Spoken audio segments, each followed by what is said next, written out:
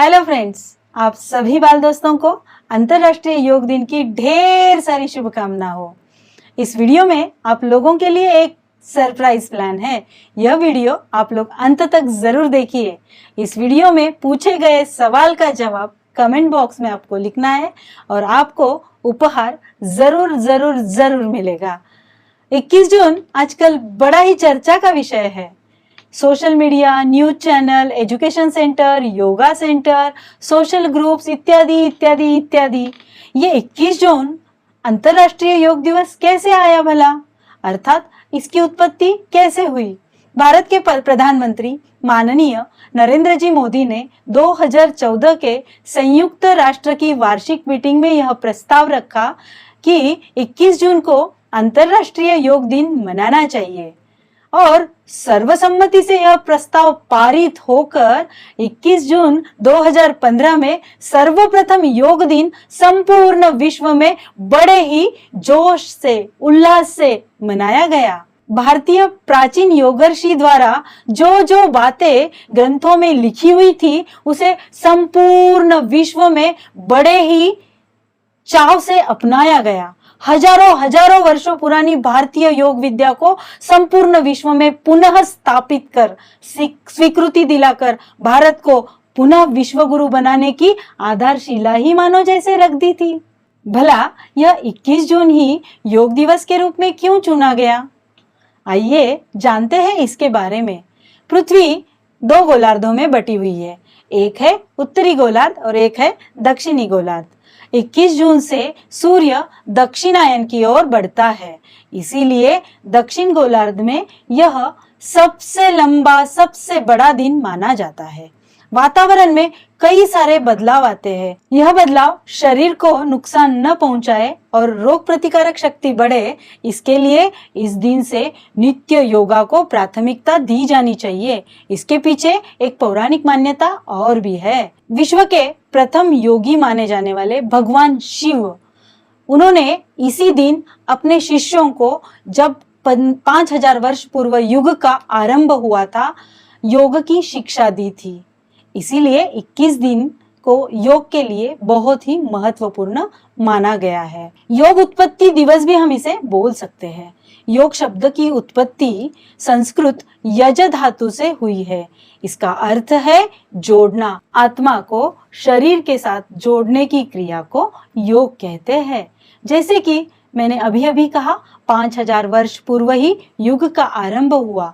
उस समय भारत में गुरु शिष्य परंपरा थी। योग यह गुरु शिष्य परंपरा से ही आगे आया। योगर्षि पतंजलि ने अपने ग्रंथ योग सूत्र में योग दर्शन का वर्णन अत्यंत सुलभता से किया है। इसीलिए उन्हें योग के प्रणेता, उन्हें योग के पिता यह भी कहा जाता है। योग प्रकृति द्वारा दिया गया एक अनमोल उपहार है। योग ऋषि पतंजलि ने योग की 8 अवस्थाएं बतलाई है, जिसे अष्टांग योग कहते हैं। उनका विस्तृत वर्णन उन्होंने अपने योग सूत्र ग्रंथ में किया है, जिसमें यम, नियम, आसन, प्राणायाम, प्रत्याहार, ध्यान, धारणा, समाधि इत्यादि है। आइए जानते हैं यह अष्टांग योग क्या है। बौद्ध धर्म के पंचव्रत के पालन को यम कहते हैं। स्वयं को जानने तथा पवित्रता के साथ ईश्वर तथा सृष्टि का चिंतन करने को नियम कहते हैं। विशिष्ट मुद्रा धारण करके जो बैठते हैं उसे आसन कहते हैं।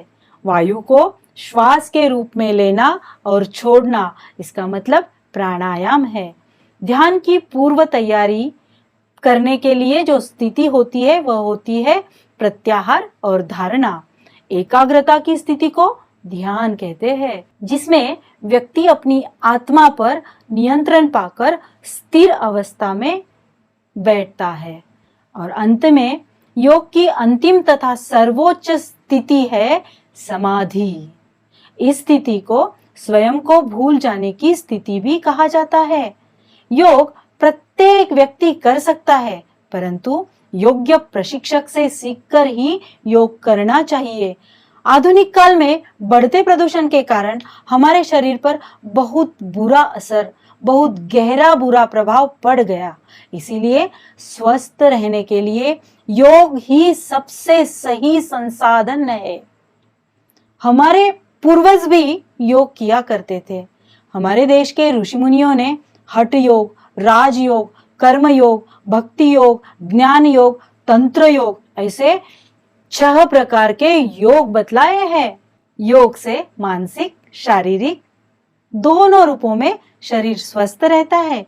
श्रीमद् भगवद गीता के 18 अध्याय मतलब 18 योग ही है। हमारे मनोचिकित्सक और मनोवैज्ञानिकों का मानना यह है कि हमारी पर्सनैलिटी, हमारा दृष्टिकोण, हमारी राय, झुकाव और व्यवहार इत्यादि योग ही है जो हम में निहित है। योग शिक्षा इन सभी पर अपना प्रभाव अवश्य छोड़ती है।